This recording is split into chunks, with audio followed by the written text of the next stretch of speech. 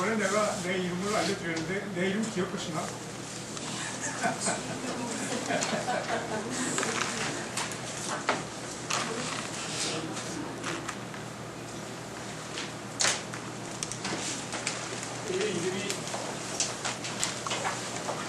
이름을 알려주기가 실무에 인기가 안 나오네.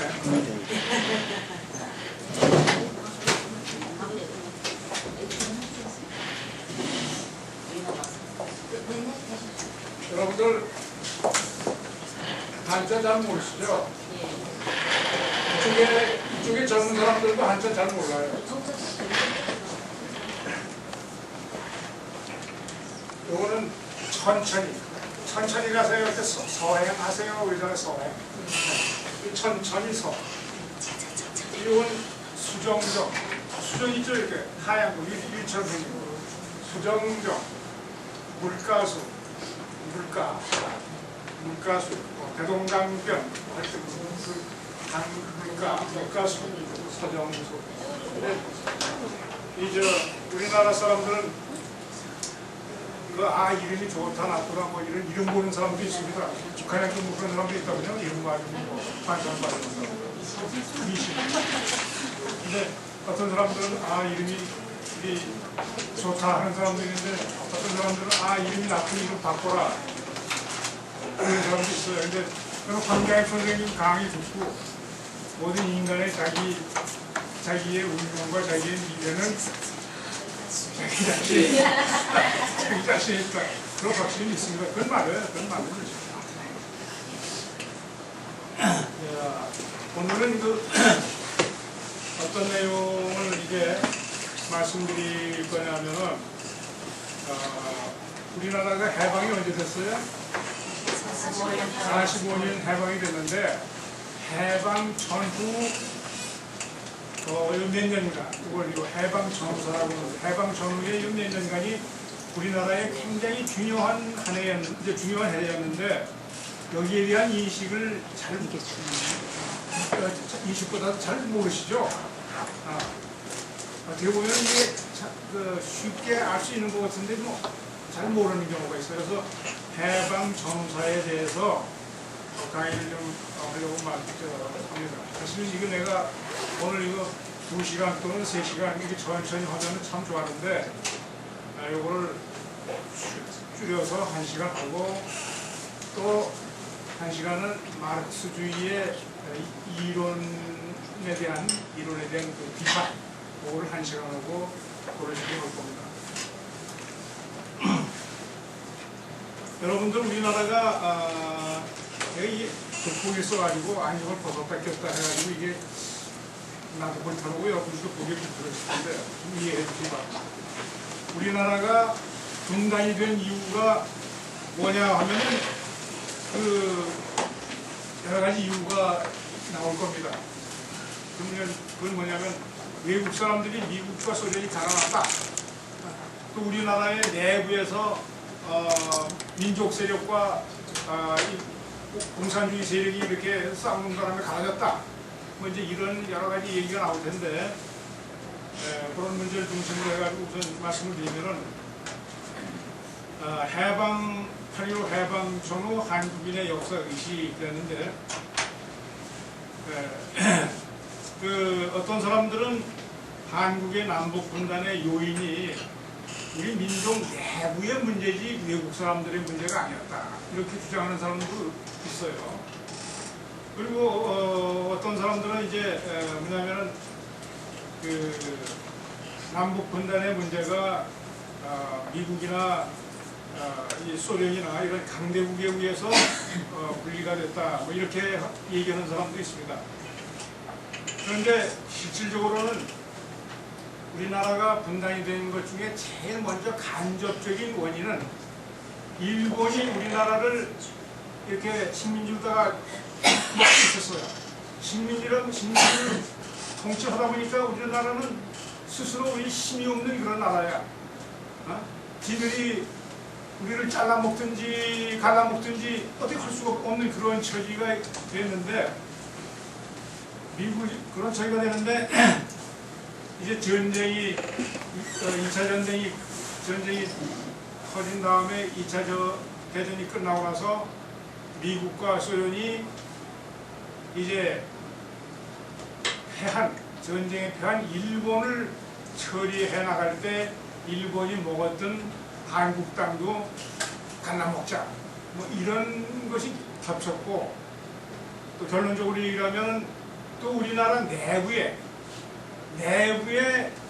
이제 그 분단 세력, 어떻게든지 정권을 잡으려고 남쪽은 남쪽대로 단독 정부를 세워야 되고, 북쪽은 북쪽대로 단독 정부를 세우고, 통일은 그 다음이다, 이렇게 생각하는 세력들 때문에 분단이 이루어졌다라는 그런 것이 일단은 그 결론입니다. 결론.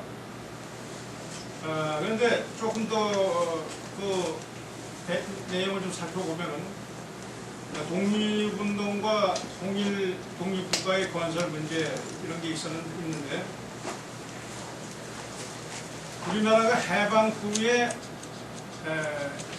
그 이제 우리나라의 그 이제 정치 단체가 많이 있었지만은 해방 전부터 단체가 이제 크게 3개의 단체가 있었는데, 하나는 우리나라가 우리나라의 그 정통성을 계속 이어왔던 중국 중종의 대한민국 임시정부가 있었고, 또 중국 연안에 조선 독립동맹이라는 게 또 하나 있었습니다.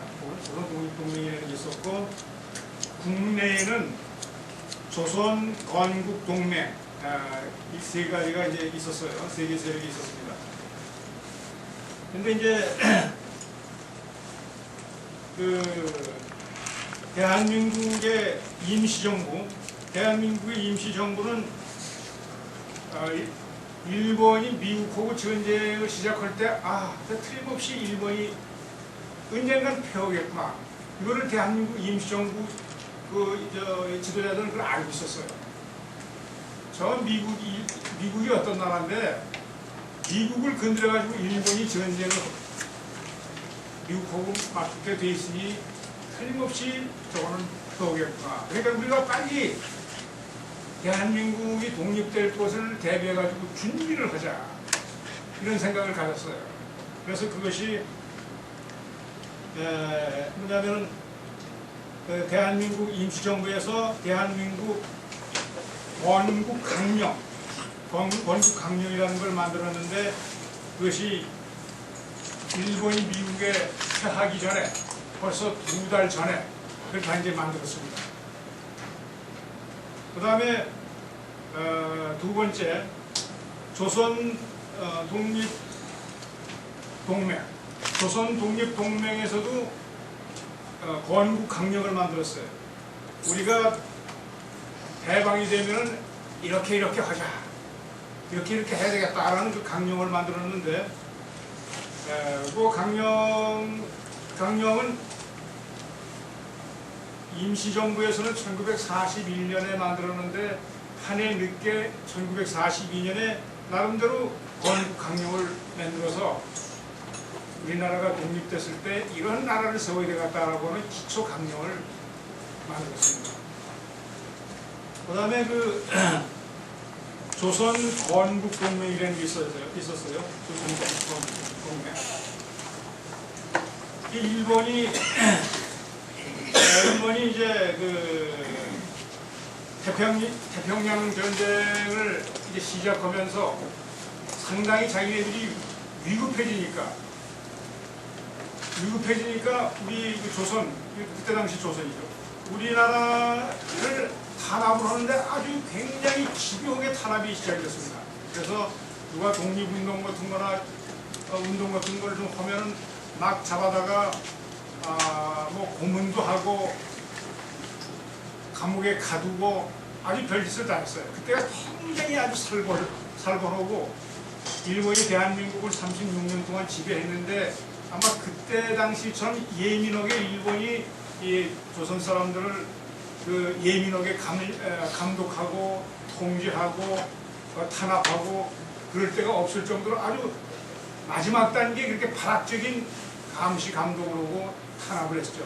근데 그 당시에 조선 건국동맹이라는 게 여운형 선생님이 중심이 돼가지고 조선 건국동맹이라는 거를 1944년에 만들었어요.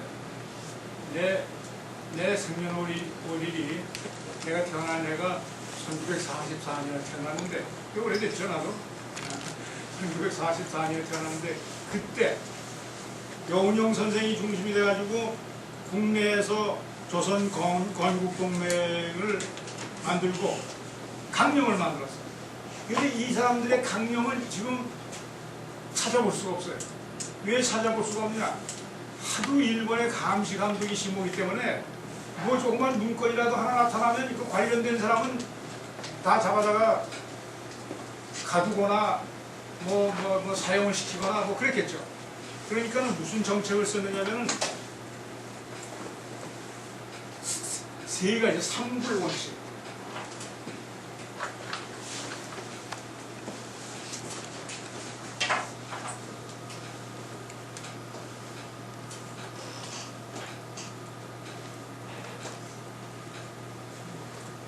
여기가 안일불자죠, 안일불. 안일불하고도 하고 삼불 원칙. 세 가지는 안 된다. 그런 원칙을 세웠어요. 세 가지는 안 된다. 왜냐면 첫째가 불문. 이건 무슨 자죠? 불문. 그럴문. 그럴이라는 게 글씨라는 얘기예요. 글씨를 남기지 말자. 글씨를. 그러니까는 강령도 글씨로 남겨야 되는데 그 강령을 글씨로 남기지 말자. 그러니까 말로만 강령을 만든 거예요. 말로만. 1번이 뭐지? 2번이 뭐지? 이렇게. 그 다음에 두 번째는 불신. 믿지 말자. 믿지 말자. 같은 조선 사람들이라도 좀 이상한 사람, 좀 뭔가 모르게 믿기 어려운 사람은 딱 터놓고 얘기하지 말자. 이게 불신.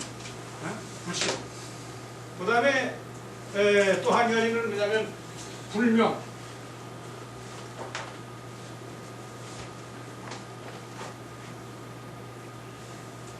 우리 조선 건국동맹은 뭐 이러이러하다라는 식으로 아주 분명하게 얘기하지 말고 그냥 애매하게 우리끼리만 알고 애매하게 얘기하자. 이런 세 가지 원칙을 세웠어요. 여운형 선생을 중심으로 해가지고.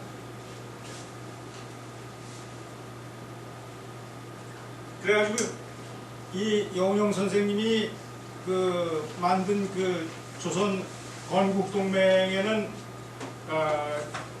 1945년 8월 15일 해방이 될 때까지 거의 이 구성원이 회원 가입한 사람이 한 7만 명 됐는데 지금까지 이 강령이 어떻게 생겼는지 그걸 볼 수가 없습니다. 근데 있긴 있었는데 볼 수가 없었어요. 왜? 일본의 탄압이 무서워서. 근데 그렇게 됐고, 그 다음에 지금 내가 얘기한 이제 세 개의 단체, 예를 들면 대한민국 임시 정부라든가, 그 다음에 조선 독립동맹이라든가, 그 다음에 조선 건국동맹이라든가, 이런 사람들이 우리나라 통일에 대해서 나름대로 방향이 조금씩 달랐는데, 그 방향이 조금씩 다른 것이 우리나라가 분단이 된 원인이냐, 이제 그런 얘기입니다. 근데 실질적으로 보면은 이 세 단체가 노선이 강령을 보면은 세 단체의 노선이 크게 다르지는 않았다 그겁니다. 크게 다르지는 않았다 그런 얘기입니다.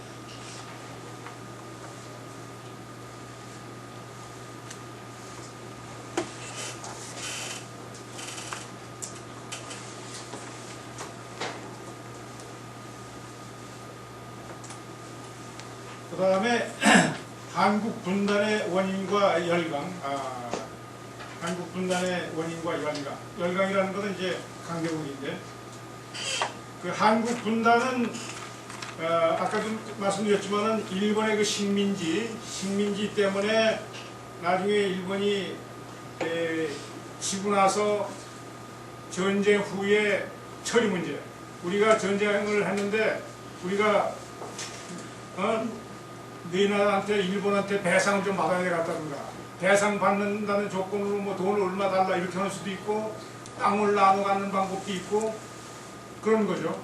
그 소련에서는 지금 뭡니까 그 일본 북쪽에 구리열도 있는데 그 몇 개의 섬, 그거는 원래 일본 건데 좀 소련이 가져갔죠. 소련이 가져갔죠. 그 다음에 보면은 1차 제일 첫 번째 원인은 제일 첫 번째 원인은 뭐냐면은 그 일본이 식민지로 우리나라를 먹었기 때문에 우리나라가 힘이 없고, 그러니까는 뭐 제사집에 제사 음식 나눠 먹을 정도의 그 처지밖에 안 돼 있다라는 그런 얘기고, 그 다음에 2차 원인은 미국과 소련 이런 나라들이 분단으로 자기네들이 그 이익을 차리기 위해서 남북을 분단시키려고 했다라는 그런 것이 원인이고, 그 다음에 또 세 번째는 우리나라의 그 국내에 좌파 우파가 있었는데 아주 극렬한 좌파, 극렬한 우파. 북한에서는 이제 아주 극렬한 좌파가 김일성 세력이 되겠죠. 그 다음에 이 남한에는 어떻게 보면 극렬한 우파가 이승만 대통령을 중심으로 한 세력이 극렬한 우파가 이제 인 걸로 그렇게 보면 됩니다. 그래가지고 서로 대한민국을 통일된 독립국가를 세울 것이냐, 통일된 독립국가를 당연히 세워야 되는데 우리가 이제 힘이 없어요. 힘이 없어. 미국과 소련 이런 나라들이, 중국, 영국 이런 나라들이 서로 이해관계가 엉켜가지고 이제 힘이 없어. 힘이 없어가지고 우리나라가 통일 독립국가를 세워야 되는데 독립국가를 세우지 못했습니다. 그래서 북한에서는 소련군이 해방군으로 생각을 하고, 남한에서는 미군이 해방군으로 생각을 했는데 서로 싸우다 보니까 북한에서는 해방군인데 미군은 적대국으로, 침략군으로 생각을 하게 됐고, 또 남한에서는 미군이 해방군으로 생각을 함과 동시에 소련은 또 점령군으로 생각을 하고, 이렇게 생각이 엇갈리게 된 거예요. 그래서 이 두 세력은, 양쪽의 극좌와 극우 세력은 통일을 좀 쉽게 생각을 했습니다.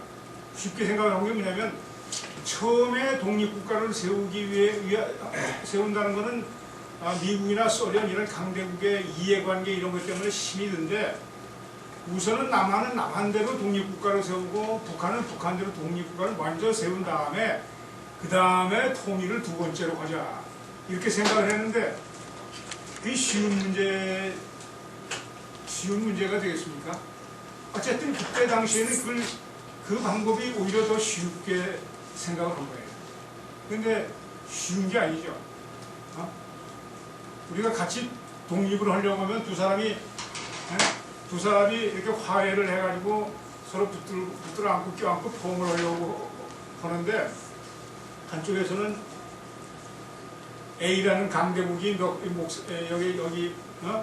목을 잡고 끌어당기고, 북쪽에서는 소련이라는 군대가 목을 잡고 끌어당기고 하니까 이게 쉬운 게 아니죠. 상황이 그렇게 됐어요. 그래서 양쪽의 극렬한 두 세력은 통일이 결국 쉬운 걸로 생각을 했다, 그런 얘기입니다.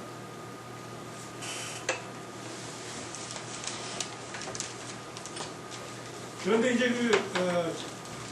뭐 북한에는 독재 국가니까 좀 더러긴 합니다만은 대한민국이 독립될 때는 8.15 해방될 때는 대한민국 안에 우리나라 안에 정치단체가 7개, 8개밖에 안 됐어요.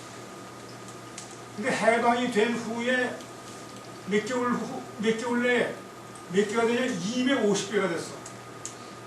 서로 정당이나 단체를 만들어가지고 서로 정치에 참여해가지고 자기가 대통령도 해먹고 싶고 국회의원도 해먹고 싶고 그래가지고 250개가 만들어진 거예요. 30배. 그러니까 8개, 9개. 처음에는 8개, 9개였는데 나중에는 한 250개가 돼가지고 한 30배가 늘어난 거예요. 그런데 그 250개 중에서도 가장 큰 단체가 4개가 있었는데 하나는 여운형 선생이 이끄는 여운형 선생님의 호가 몽양입니다. 그래서 몽양 여운형 선생이 이끄는 건국동맹이 하나 있었고 그 다음에 이승만 대통령을 추대하라고 하는 그런 한국민주당계예요. 한국민주당이라는 게 있었습니다. 그때 한국민주당 계열이 이승만 대통령 중심으로 하나가 또 있었고 백범 김구sen 선생님이 이제 대표이신 대한민국 그 상해 임시정부 세력, 임시정부의 세력 이거를 이제 이런 세력이 하나 있었고 그걸 한국독립당이라고도 하는데 그 세력이 하나 있었고 또 박헌영이를 중심으로 한 조선노동당이 조선공산당 계열 이 4파가 있었습니다. 여러분들 박헌영이라는 말씀 들어보셨죠? 박헌영이가 그때 당시에 이 남한의 공산당의 아주 수장이었거든요. 공산당의 수장이었어. 그래서 박헌영이가 정판사 사건이라고 정판사라는 건 뭐냐면은 대구에 정판사라고는 출판사가 있었는데 출판사가 있었는데 그 출판사에서 위조 지폐를 만들었어요. 위조 지폐를 만들어가지고 그걸 뿌려가지고 대한민국의 경제를 혼란시키게 만들고 그 돈을 공산당 남로당의 그 돈을 공급함으로써 정치 자금을 이렇게 쓸 수 있도록 그렇게 했는데 들통이 났죠. 그때 이 정판사 사장이 현재 우리나라 국회의원을 하는 아무개 국회의원의 할아버지였습니다. 아무개 국회의원의 할아버지였습니다. 그래서 그 양반이 요즘 국회의원 하시면서 많이 오해도 좀 받고 그러신 것 같아요. 근데 몽양 선생, 이 여운형 선생님은 좀 이 좌파 쪽에 아주 극렬한 좌파는 아닌데 온건 좌파 쪽에 속했어요. 여운형 선생. 이제 여운형 선생께서는 이제 좌우가 합작을 하자. 온건 좌파하고 온건 우파가 합작을 해서 통일된 한국을 건설해야 될 거 아니냐 그렇게 생각을 하고 그런 운동을 하다가 그 양반도 이제 실패를 하셨죠.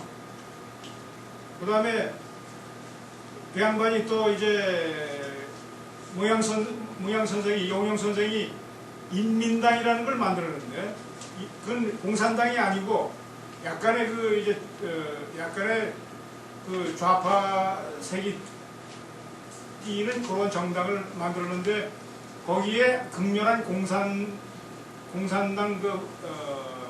공산 분자가 거기에 침투를 해가지고 여운형 선생이 자기가 만든 당도 좌지우지 할 수 없을 정도로 그렇게 그 당이 되고 말았어요.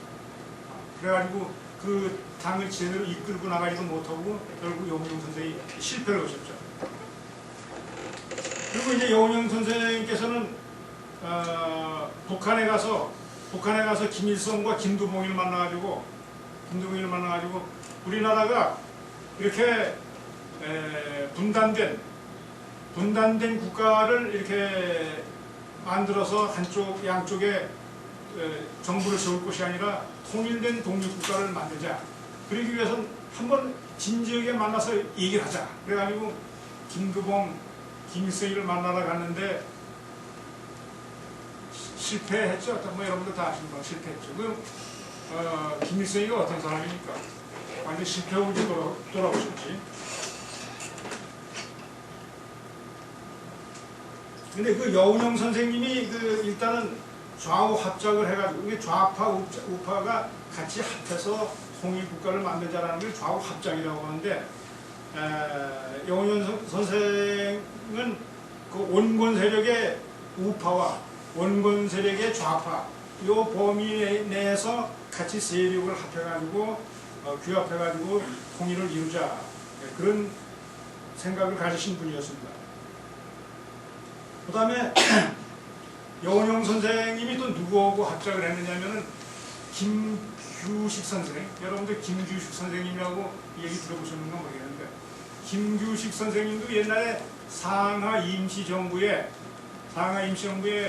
그 김구 선생님이 주석이었는데 김규식 선생님은 그 부주소가 계셨던 그런 분입니다. 아주 그 훌륭한 분인데 그래도 그 양반이 김구 선생님이 이제 대한민국이 독립이 됐는데 중국에 가서 독립운동을 하고 임시정부 활동을 하고 하시다가 32년 만에 우리가 45년 8월 15일 날 해방이 됐는데 몇 달 후에 8월 11월 달에 11월 23일에 한국에 오셨어요. 한국에 오셨는데 이 양반도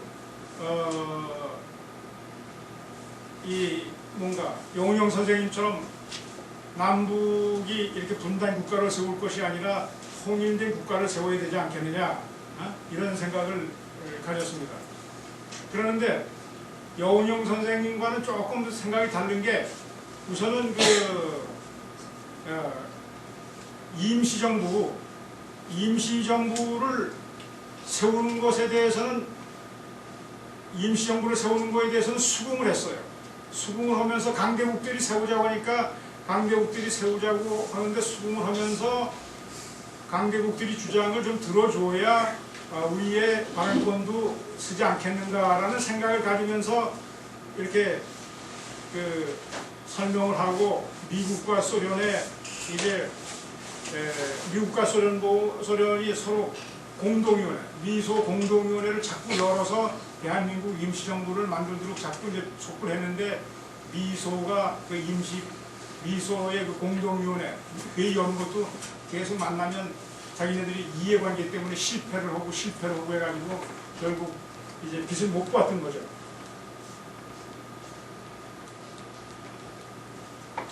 네, 그때 당시 이제 미국의 입장으로서는 김규식 선생을 활용하려고 했어요. 김규식 선생을 활용하려면 너무 극좌도 아니고 너무 극우도 아닌 온건 우파, 온건 좌파 중에 김규식 선생님이 그래도 제일 적합한 인물이다 이런 생각이 들어가지고 김규식 선생님을 중심으로 해가지고 좌우 이 정치 세력을 좀 이렇게 단합시키려고 했고 또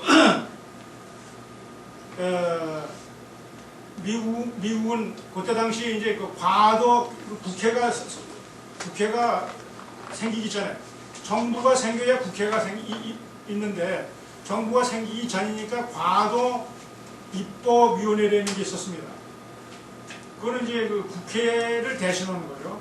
그런 걸 만들 생각도 가졌고 또 그 다음에 김규식 선생님을 잘 활용해가지고 미국의 정책을 대한민국 국민들이 적극적으로 지지할 수 있게끔 또 해줬으면 하는 생각도 가졌고 그 다음에 그런 힘이 좀 커지면은 미국이 소련하고 협상하는데 자기를 지지하는 국내 세력이 많으니까 미국하고 협상하는데 큰 도움도 될 것이다. 이런 어떻게 보면은 좀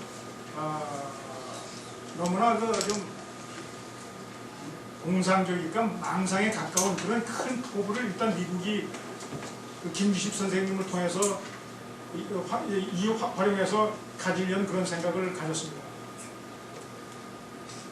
그래 그때 당시에 김규식 선생님하고 여운형 선생님하고 이제 힘을 합치는 거예요. 합치는데 김규식 선생님하고 여운형 선생님하고 나이가 비슷합니다. 김규식 선생님은 1981년생이고 여운형 선생님은 85년생이고 그래가지고 4살 차이밖에 안 나가지고 김규식 선생님하고 여운형 선생님은 형님 동생 뭐 이런 사이였어요. 그래서 우리 둘이 같이 합해가지고 어떻게든지 단독 정부를 만들지 말고 그 좌우가 합작을 해가지고 이 독립국가를 단일 독립국가를 만들도록 그렇게 애를 썼는데 실패를 했죠. 실패를 했는데 어쨌든 그 두 분이 합의한 그 내용이 몇 가지가 있는데 이제 김규식과 여운형 선생님이 좌우 합작을 하자는 그 원칙이 7개의 항에 대해서 합의를 보고 발표한 내용이 있어요. 그 발표한 내용이 뭐냐면 임시정부 수립을 하자. 그 다음에 미소공동위원회를 계속 속개하도록 요청을 하자. 그 다음에 이 대한민국의 토지개혁을 하자. 옛날에 여러분들 기억이 안 나시겠죠? 우리가 어렸을 때 자랐을 때 내가 고향이 강화도인데 강화에 홍씨라고 하신 분이 있는데 그 양반이 지주예요. 지주가 돼가지고 그 양반은 땅이 하도 많아. 그러니까 그 양반은 강화도 어딜 다녀도 남이 땅을 밟고 다니지 않고 자기 땅만 밟고 다녀도 마음대로 다닐 수 있다 그랬거든요. 그래가지고 그 토지를 전부 이제 소작을 줬어요. 남들한테. 너는 여기서부터 여기까지 200평을 해라, 1000평을 해라, 500평을 해라. 그리고 이제 가을철이 되면 그 수확량의 뭐 절반이면 절반을 이렇게 이제 바치게 하고 보니까 농민들은 계속 이제 가난에 찌들렸죠. 가난에 찌들려가지고 쌀밥도 제대로 못 먹고 고생했으니까 토지개혁을 해서 없는 사람들한테 이렇게 빈부하게 나눠주자. 이런 토지개혁 하자. 뭐 이런 것도 이제 합의를 받고. 그 다음에 친일파와 반민족 세력.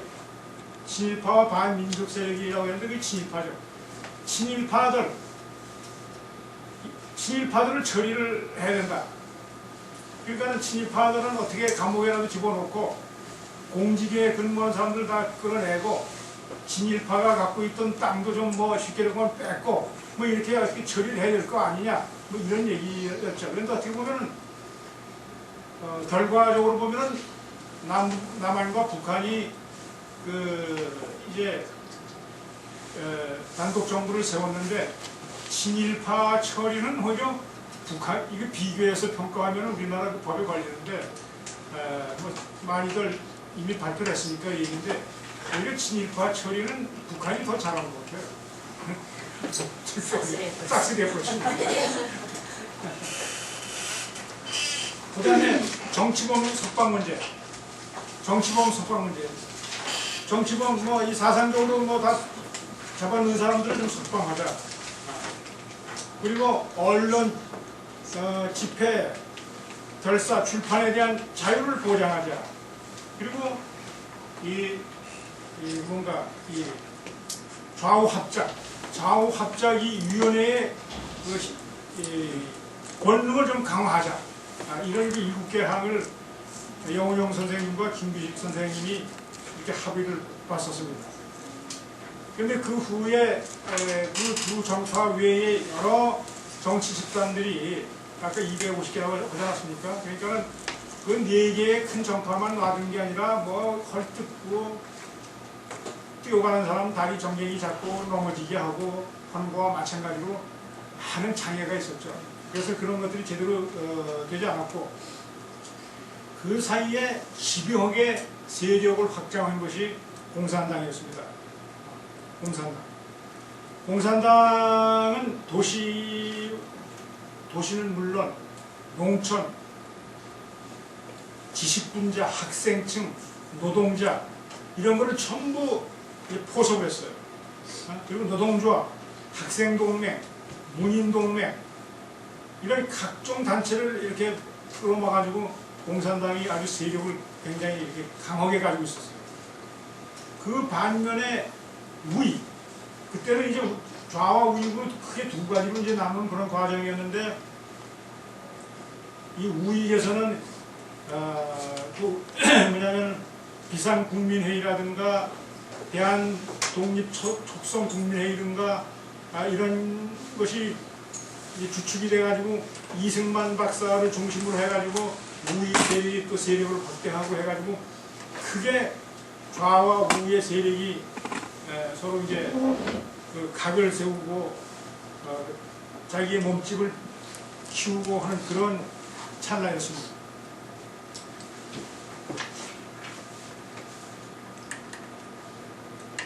그런데 결국 이 좌우 합작, 그런데 이 몽양 선생이 김규식 선생과 같이 이렇게 합작을 해가지고 예를 들면 통일 독립국가를 세우자고 한 거는 물론 물거품이 된 거죠. 그래서 결국은 이승만 대통령이 이제 단독 정부를 수립하기로 그렇게 되어 있는데, 그때 당시에 이제 이승만 대통령도 전국 각지를 다니면서 시국 연설을 하다 다녔어요. 우파의 제일 보수로서 전국 각지를 다니면서 이제 연설을 했는데, 제일 1946년도에 우리나라 그 전라도의 정읍이라고 하는 데 있죠. 정읍에서 이제 연설하는 것이 어떤 연설을 했느냐면, 이게 이제 신문에 크게 나오고 했는데, 그 연설문에 간단한 내용이 이런 것이 들어있었습니다. 그 양반 연설문 그대로 이제 한 4줄만 말씀을 드리면, 이제 우리는 무기휘회된 공이라는 건 뭐냐면 무기한 휘회된 미국과 소련의 공동위원회가 재개될 기색도 보이지 않으며, 통일정부를 고대하나 여의치 않으니 우리는 남방만이라도 임시정부 혹은 위원회 같은 것을 조직하여 38선 이북에서 소련이 철퇴하도록 세계 공론에 호소하여야 될 것이니 여러분들도 결심하여야 될 것이다. 이런 말씀을 했는데, 그건 뭐냐면 북한은 북한대로 소련이 점령하고 있으니 우리는 남한만이라도 단독 정부를 세워야 되겠다라는 그런 의미의 그 표현입니다. 그래서 그때부터 이승만 대통령은 한국민주당 계열, 그때 당시 한국민주당 계열을 중심으로 해가지고 단독 정부를 세우려고는 준비를 차곡차곡 해나가고 계셨던 거죠.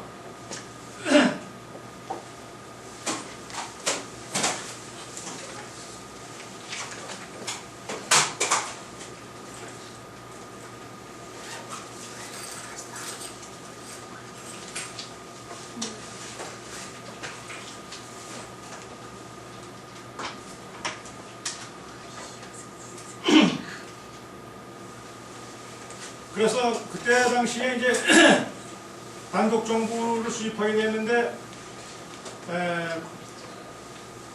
미국의 미국의 국무장관이라고 하면 이제 그 외무장관을 말하는 거죠. 미국의 마샬 장관이 뭐라고 얘기했냐면, 유엔 총회에서 이런 연설을 했습니다. 과거 2년간 미국은 모스크바 결정을 실천하는 방도를 소련과 합의하여 한국을 독립시키려고 노력을 했으나 한국의 독립과업은 2년 전에 비해 조금 더 진전된 바가 없다, 이렇게 얘기를 했어요. 그래서 마샬 장군이 또 어떤 얘기를 했냐면은, 한국 문제가 유엔 총회에 상정됨에 따라 신탁 통치를 거치지 않고 한국을 독립시키는 수단이 강구되어야 된다. 이렇게 얘기를 해가지고 그 유엔에서 어떠한 결의를 했느냐면은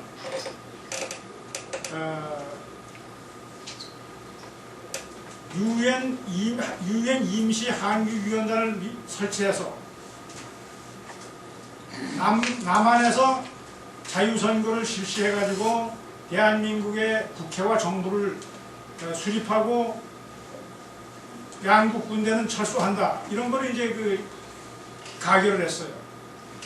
그래가지고 유엔 한국 임시위원단이 한국에 진주해가지고 1948년에 그 총선거를 실시했습니다. 총선거를 실시해가지고 대한민국 대통령의 이승만 대통령을 세운 거죠. 그렇게 해가지고 대한민국이 통일독립국가가 아니라 남한만의 국가를 이제 세웠어요.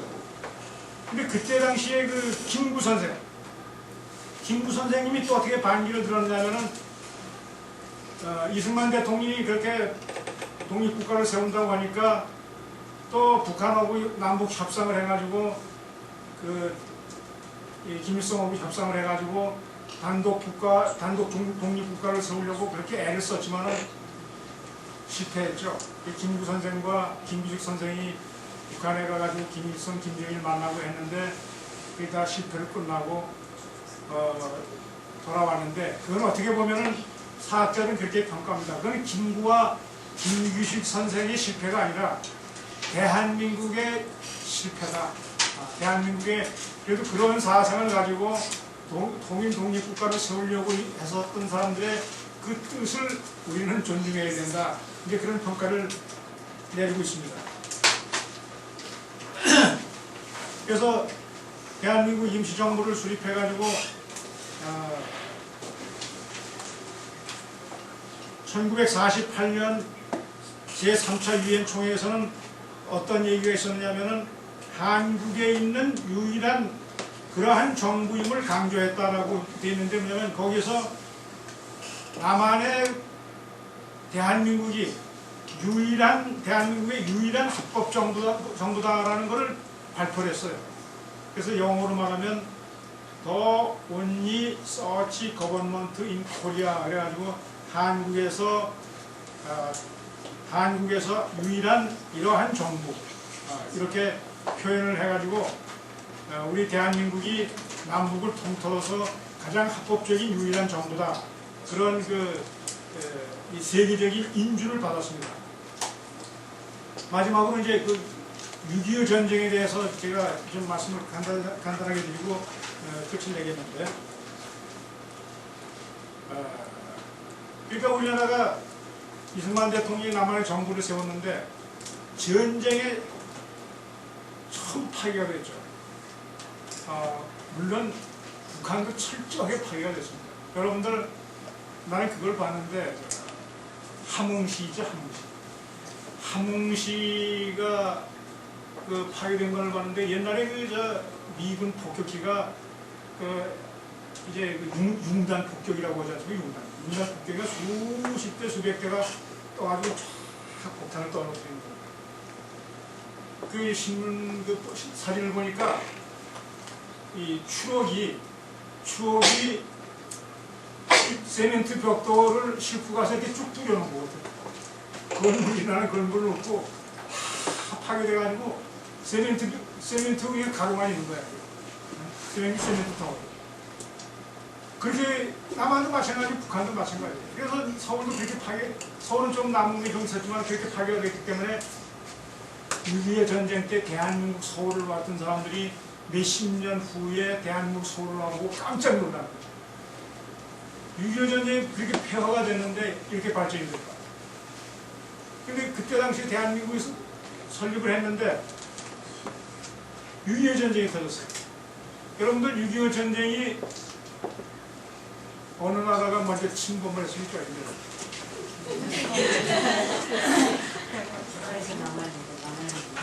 나는 놀란 게 박용건 선생님이라고 여러분 얘기 들어보셨나? 박용건 선생님이 그 일본에 사시는 분인데 대한민국의 황장엽 선생님이라고 하면은 일본의 황장엽 선생님은 박용건 선생님. 근데 그 양반은 황장엽 선생님이 북한에 계실 때 한 30번 북한에 가게 됐어요. 근데 보통 사람이 30번 가는 거하고 달라. 그 양반은 한 번 가면 3개월, 6개월씩 북한에 계셨으니까 얼마나 많이 북한에서 살았는가. 1년에 3분의 1을 북한에서 사셨어요. 그 양반이 재작년에 나하고 일본에 또 이제 국제 한국 문제 연구소라고 있는데 박주진 소장하고 3시 저녁 식사를 하시는데 뭐라고 그 양반이 말씀하시냐면 1950년도에 6.25가 터졌는데 1987년도 그러니까 37년 후가 돼서야 북한이 남침을 했다라는 걸 알았다는 거예요. 그 전까지는 남한이 북침한 걸로 알았는 거예요. 그게 어떻게 그럴 수가 있습니까? 아니 선생님과 같은 위치에서 선생님 그 국제적인 인물인데 어떻게 그렇게 아셨습니까? 그러니까 너무나 철저하게 교육을 시켜도 그런 줄 알았다. 그런 줄 알았다. 지금 우리나라가 보통 문제가 아닌 게 뭐냐면 내가 거의 말씀하기 전에 한 가지 예를 들게. 2004년 6년 전에 2004년 육군사관학교에서 그때 육군사관학교 교장이 김충대 교장인데 육사에 입학하려고 입학원서를 내고 한 사람들 가운데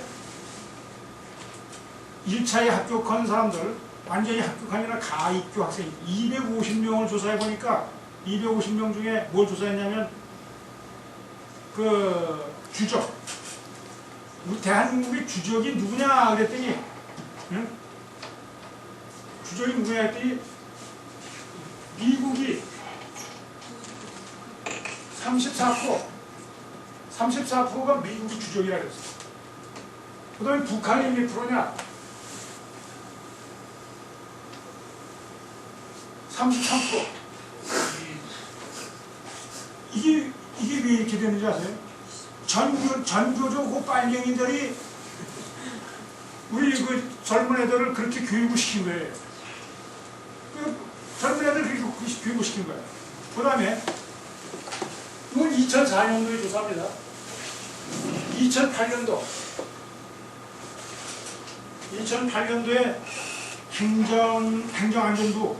행정안전부에서 조사를 했는데 고등학교, 중고등학교 학생 1016명을 조사했는데 대한민국의 가장 위협적인 나라가 어느 나라냐 그랬더니 미국이 가장 위협적인 나라가 미국이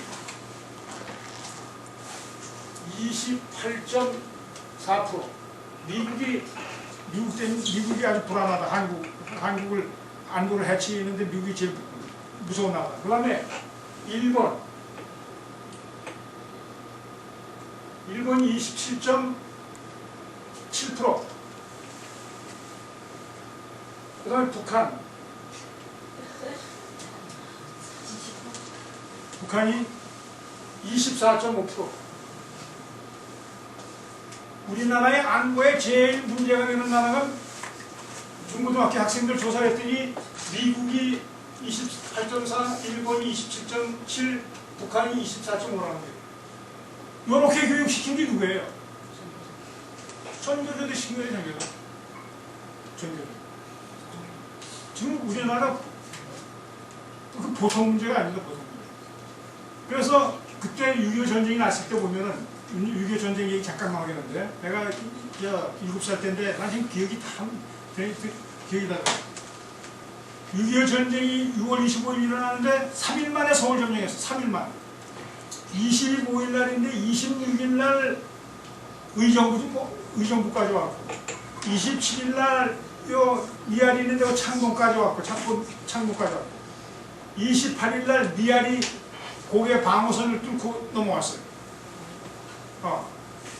그때 북한군은 지상군이 남한의 2배야. 남한의 2배. 10개 보병사단과 1개 전차연대가 있고 3개 독립연대 등 18명, 2,000명이 있었는데 대한민국은 그리고 북한은 전차가 200대, 전투기가 211대, 남한은 8개 보병사단에 2개 독립연대가 있는데 군대가 94,000명밖에 안 됐어요. 전차는 한 대도 없었어요. 비행기는 연락기와 연습기 22대밖에 없어요. 그런 상태에서 우리가 먼저 쳤겠어요? 그쪽에 먼저 쳤어요. 근데 저쪽에서는 지들 이쪽에서 먼저 쳤다고 하는 거예요. 근데 그것이 소련권에서 그 자료가 발표됐어요. 몇 년 전에. 1992년도에 소련에서 무슨 자료가 발표됐냐면 세 가지 정도가 발표됐는데 한국 전쟁 관련 비밀문서예요. 스탈린이 계획을 하고 소련군 군사고문단이 작성한 작전 계획에 따라서 북한이 남침을 했다. 이런 문서가 공표가 됐어요. 김일성이 남침 전쟁의 승인을 수차례 스탈린한테 요구를 했어. 스탈린한테. 남침 좀 하게 해주십시오. 스탈린 각하. 이렇게 얘기를 한 거예요. 근데 또 재밌는 게 뭐냐면 1949년 한 달 50년에 전쟁이 났는데 49년 12월에 모택동이가 소련을 방문했는데 거기서 스탈린하고 좋습니다. 한번 해봅시다. 밀어봅시다. 이렇게 합을 봤어. 그 다음에 자그마치 김일성이는 소련한테 몇 번, 48번. 48번이나 스탈린한테 전보를 쳤어. 제발 남침 좀 보게 해주십시오. 제발 남침 좀 보게 해주십시오. 48번 했다라는 거를 스탈린이가 모택동한테 얘기할 때, 글쎄 이 김일성이가 말해요. 48번이나 남침 좀 해달라고 부탁을 했어요. 이런 얘기를 한 문서가 공개됐어요. 근데 소련이 뭐라고 얘기했냐면, 좋다. 근데 이제 김정일이가 소련을 한번 방문했어요. 방문했는데 그때 좋다. 남침을 해라. 승인을 했는데 뭐라고 남침을 하고 승인했냐면 단 중국이 안 한다면 나도 싫다. 중국이 같이 민다. 남침하자. 라고 승인을 하면 남침해라. 이렇게 해서 남침을 한 거예요. 그래 남침한 겁니다. 그런데 북한은 요즘 애들이 뭐냐면 남침을 했다 보니까 이 전교조에서는 뭐라고 하냐 남침을 하면 그렇게 남침했다. 그거를 남한에서 북침한 걸로 표현을 해. 무슨 얘기인지 알아요? 북에서 남침했다. 여기서 북한을 치는 건 북침했다라고 해요. 표현이 맞는데 남침했다라는 용어를 가지고 그래 남한이 북침했다. 이렇게 학생들을 가르칩니다. 학생들 가르치고 있어요. 내가 한 가지만 여러분들한테 황장엽 선생님이 말씀하시는 건데 딴 데 우리나라 그 우파 원로들이 있는 데서도 말씀을 드렸는데 내가 한 가지 꼭 말씀드릴 게 있어서 말씀을 드리는데 이번에 김정일이가 8월 26일 날 중국 몰래 갔죠. 근데 간다 안 간다 갔을 것이다 안 갔을 것이다 난리를 쳤어요. 근데 내가 그 8월 26일 날 그날이 목요일 날이에요. 목요일 3시에 여의도에서도 선생님 강의가 있었거든. 여의도의 학생들 만나고. 그래서 나는 그 별도로 강의를 듣지만 거기도 난 참여를 했는데 이제 선생님 거기 여의도에도 선생님 방이 있으신데 선생님하고 나하고 3시부터 강의인데 2시 반에 이렇게 단둘이 만나뵀어요. 내가 무슨 말씀을 드렸냐면 선생님 그 김정일이가 그 소련 중국 도착했다라는 방송이 나왔는데 선생님 들으셨습니까? 그러니까 나 지금 차 안에서 얘기 들었어. 차 안에서 아마 그 경호원이 말씀하신 얘기 드린 거 말씀드린 거예요. 그래서 내가 무슨 말씀을 드렸냐면 선생님 그 신문이나 뭐 방송에 보면은 뭐 김정일이가 북한에 중국에 가는 이유가 식량 문제, 후계자 문제 뭐 이런 것 때문에 뭐 간다고 뭐 얘기를 하는데 그게 맞겠죠? 이렇게 말씀을 드렸어요. 그런데 선생님이 무슨 말씀하시느냐면 그 양반은 나한테도 이렇게 말씀을 잘 안 놓지 않으세요. 아유 서박사 뭐 그런 것도 있겠죠. 그런 점도 있겠지만 그런 점도 있겠다라는 건 뭐냐면 식량과 김정은이 후계 문제도 있겠지만은 내 생각은 좀 달라요. 그러시는 거예요. 선생님 생각이 뭐가 다르신 거 뭐 있어요? 그랬더니 제 생각은 김정일이가 중국 지도자들을 만나가지고 천안함 사건보다 좀 큰 건을 하나 터뜨릴 테니 눈 감아달라 뭐 이런 얘기하러 가지 않았을까요? 딱 그 말씀하시면서 에이 뭐 그딴 얘기 그만둡시다. 나중에 두고 보면 알겠지. 그러시는 거예요. 아니 내가 그 마음이 두근두근 하는 거야. 그러면서 누구한테 얘기할 수도 없고 왜 얘기할 수 없냐? 그 얘기가 만약 그런 말씀이 적중하지 않으면은 너 황아무개 그 양반 그 전부 그냥 거짓말만 시키고 뭐 예측도 못한다고 선생님이 비난하실 거 아니에요.